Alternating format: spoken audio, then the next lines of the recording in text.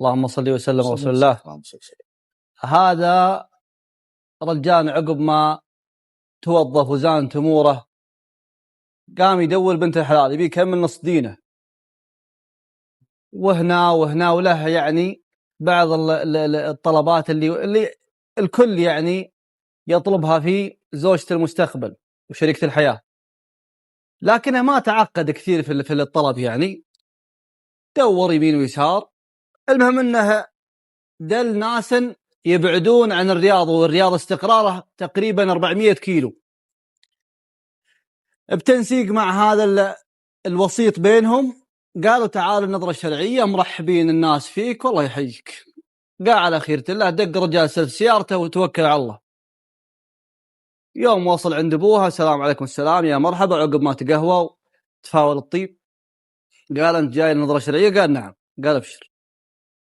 قوم اخوانها، قال خلوا البنت تدخل. دخلت البنت، يقول يوم دخلت لا والله ما شاء الله تبارك الله على الطلب وعلى اللي ابيه بالضبط اكثر.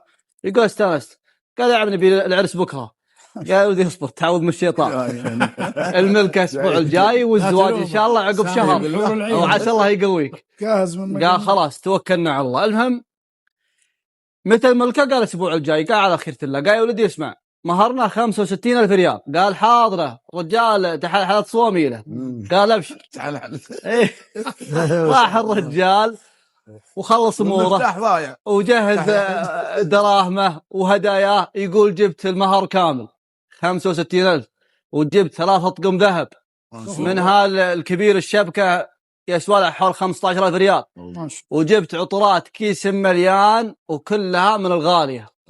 وانا ذكرت التفاصيل هذه لمشهد بتشوفونه تسمعونه بعد شوي. المهم يقول جينا ودخلنا، دخلت الوالده واختي واخوي موجود، وبسم الله وعزموا بعض ربعهم اللي حولهم، وجاء المملك وقام يسجل البيانات. يقول بنت اللي دخلت عليها وشفتها اسمها عارفة. يقول يوم كتب المملك تفاصيل كاملة ذكر اسم ثاني ما هو أنا اللي أنا شفته وأنا اللي اخترت. عجيب. إيه الله. يقول لعل يمكنني أنا غلطان، ولا يقول أنا أحسنت الظن فيهم وقلت يمكن أنا غلطان ولا سامع اسم ثاني. يقول زوجتك فلانة؟ قالت تزوجت، توكلنا على الله. يقول في نفس الموضوع ما ارتحت. يقول طبعا في الملكة ما عندهم انه يدخل عليها وكذا، خلاص شفتها في نظرة شرعية انتهينا، قبلت خلاص توكلنا على الله. يقول رحت.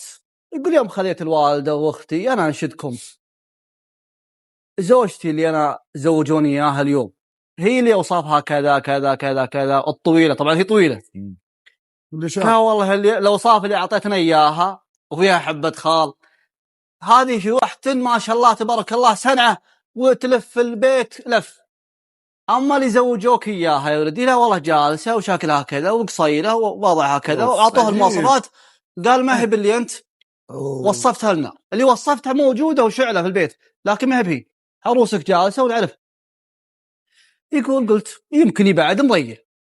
يقول يوم جاء قلت برقد. يقول ليل طويل يا الله أني أمسيت. يقول عقب ما أصبحت يقول ودق على عمي، السلام عليكم. السلام يا عم، أنا شفت واحدة والظاهر انكم يمكنكم غلطانين وعطيتوني غير اللي أنا شفت.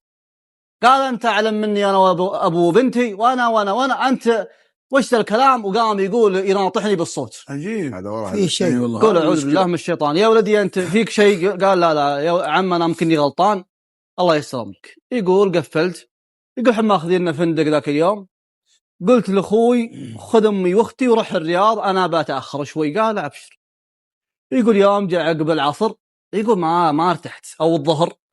يقول ودق على عمي، يا عم كيف الحال؟ قال الله يسلم. قال أنا ودي أشوف زوجتي واجلس معها وأخيلها في الأثاث وش تبي وكذا، الزواج باقي عليه الشهر. قال أبد زوجتك ما ردك أبد الله يحييك. يقول روح. يقول شوي يدخلوني في ذا الغرفة على ذا الآدمية اللي ما هي باللي أنا شفت نهائيا. لا إله الحش. لا إله إلا الله. قال يا بنت الأجواد أنت اللي أنا شفتها في نظرة شرعية؟ قالت نعم. قال ما ظنيت. قالت لا أني ترى مغيرة المكياج. قال يا بنت حلال تغير مكياج ما في طول وقصر وفي وضحت الصورة. وضحت الصورة. يقول أنا دورت الطول دورت حبة الخال الشيء اللي شفته يقول ما غير. قال خير إن شاء الله استودعت صلاه وطلعت. يقول جلست مع عمي. يا عم قال نعم. قال أبغاك بموضوع. قال يا عم اللي أنا شفتها غير اللي أنا زوجتني إياها وغير الآدمية اللي شفتها الحين. أنتم مضيعين ولا؟ يقول أنا أبغى أحسن الظن كثير على أساس إنه يقول رجال لا ما هو صحيح. يقول لا والله قام يهاوشني. عجيب. أنا بناتي بنات رجال وحنا عيال حمولة وأنت وش أنت تقول وتخربط وأنت جاي تلعب فينا وفي بناتي. وقام يتكلم خذها بالصوت. قم اقلب وجهك قم ما لك عندي زواج اطلع مجلس. يقول قومني مجلس. يقول والله العظيم إني غبنت. يقول أنا متوقع ومن كلامه يبغاني يقول أعوذ بالله من الشيطان خلاص يا عم أنا قبلت. يقول إني أبغى أسوي كذا. يقول لكن موضوع ما هو بسيارة ولا بيعة ولا شرية زواج صحيح. يقول أنا ماني بقول في الثانية شيء لكن اللي أعطوني إياه غير دي. صح. ارتاح للول. يقول مشيت. أكيد. لا الطريقة ما هي لا غش أخي. نعم. المهم طلعت. يقول يوم طلعت أعوذ بالله من الشيطان وش أسوي؟ أنا جاي من باب كبير وللزواج أروح الشرطة مصيبة. يقول وأنا الشد قالوا شيخ قبيلتهم وأسرتهم موجود تراه رجال العلم عنده. يا سلام. ايه وتراه ما هو بسيط. يقول ادق الباب عقب صلاة العصر. السلام عليكم كيف الحال عساك طيب يا مرحبا. يقول عيد عنده 5 ريجين 6 ريجين. قال الله يحييك يا ضيف الرحمن. يقول عقب ما تقهويت وعيد خير قال سم. قال بغيتك يا شيخ بموضوع على انفراد. قال ما عندي الا ربعي يعطني اللي عندك. قال يا عم موضوع خاص شوي. قال ربعي اللي عندي ماني بخش عليهم شيء اللي عندك اعطيه هو بشبه بالخير. يقول هل عليه السالفه. يقول لا والله يوم تقعمز وقام مكانه فلان. قال نعم. أعوذ بالله من الشيطان أعوذ بالله من سواد الوجه. فلان. قال نعم. يقول في واحد من الموجودين قال نعم فلان ترى عنده 2 فلانة وفلان. قال بس اللي شفتها فلانة واللي زوجونيها الثانية. يقول لا والله يوم تقعمز الرجال تغير وجهه والربع اللي عنده. قال اسمع. قال نعم. قال روح شفت المسجد اللي عنده. قال نعم. قال صل فيه المغرب وخذ لك 10 دقائق عقب الصلاة وتعالنا عند عمك وإن شاء الله يزيل أمر. يقول وفعلا وصل للمغرب. يقول يوم صليت دخلت المسجد قبل المغرب. يقول يوم أطلع على سيارة الشرطة عند الباب عند باب عمي. الله. يوم دخلت له ذا في الحري كبرت. قال هذا يا عسكري هذا الرجال يتبلاني يتبلى بناتي. هذا هو. عجيب. ايه الشيخ يعرف العسكري والشيخ ذا محسوب عند اهل الديره. قال يا طول عمر الموضوع شان خاص ولو رجعنا يرجع المحكمة ذات اختصاص والأمور يا ولدي زينة بنحلها حل جعلك ما تشوف شر. يقول عسكري خلى سيارته قال الله يحل أموركم ومش. يقول دخلنا قال الشيخ اجلس تعود من الشيطان يا أبو فلان أنت يرى البيت. يقول الشيخ عقب ما خذ سالفتي كاملة مرة ثانية عنده يقول مصدقني بس إنه يبغى المكات.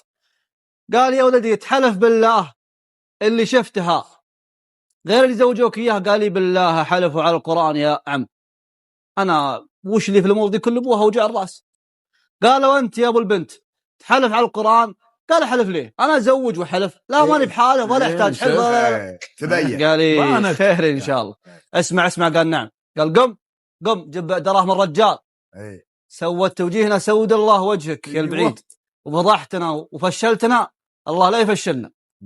طلع بناتك كان تبتاع فيهم وتشتري ولا انت محدود يبغى يزحلق. قم عطنا دراهم الرجال. اللي صاير ان اللي زوجوه اياها الكبيره ولا هب يعني مثلا زينه وقالوا نبي ندف ذي ما حمزوجينها الثانيه والثانيه في من يبي ياخذها مضمون هذا الطريق. قام الرجال وجاب دراهم قال عدها يا ولدي. قال يا عم ما وراك عدد. قال لا عدها الدراهم جات من عنده ما من عندي. يقول عدها لا إجازة. يقول لي أنا أتعبني موضوع وقلت يا عم ترى لي أغراض واجد. قال روح جبه كل شيء جبه أما لو أنه موضوع على نقا كان عف الرجال لكنه سواد وجه. نعم جيب لي عندك صح. ويقول يدخلوا يجيبون لي الأطقم كلها. يقول الطقم الكبير اللي ب15 قال تفحص أغراضك. يقول يوم تحت لا فيه اكسسوار بدال الطقم مشيون. قال سروق يا البعيد اللي ما فيك خير. عطى الرجال أغراضه. يقول يدخل ويجيب الطاقم الثالث.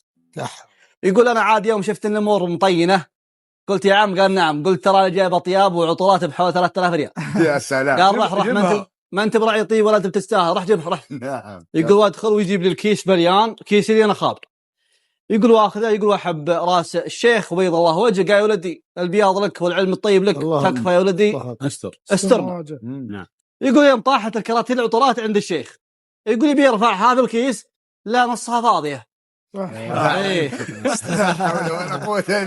قال وقف. يوم قال نزلها كلها، يوم فحصوها لا نصها فاضيه، والنص الثاني حاطين مكانها عطورات منتهيه وقديمه.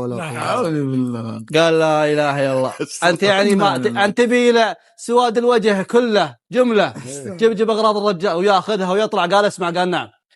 قال والله انك ما تسرد اللي عشاك عندي في البيت انا يا الشيخ. قال يا عم، قال والله انت عشا عندي. تعال والله وجهه. اي والله. يقول اسمع، هي عزم على البيت عمي ابو البنات ذا. يقول وفعلا وندخل. يوم دخلنا المجلس نصتك كامل ربعه من اهل الديره.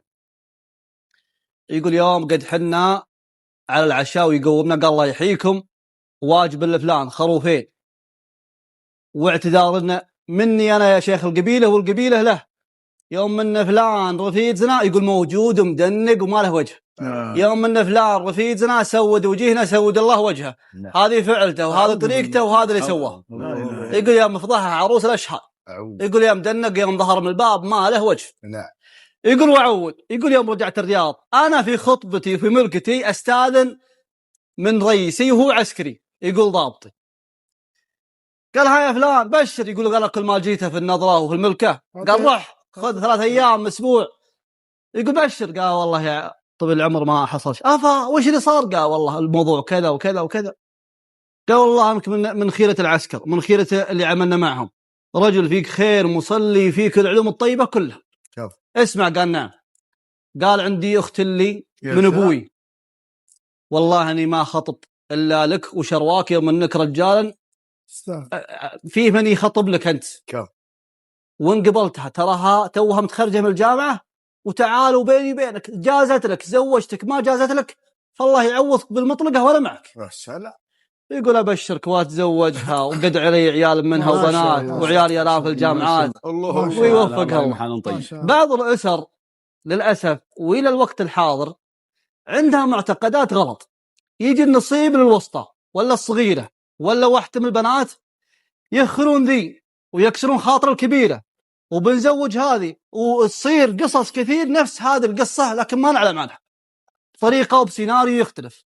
فنوصي الناس ونوصي الأسر لا جاء نصيبها، هذا رزق من الله وأمر من الله سبحانه وتعالى، زوجها والتالي بيجيها خير ورزق ونصيب، وأسأل الله ينفع بهالقصة. في حقبة زمنية فاتت.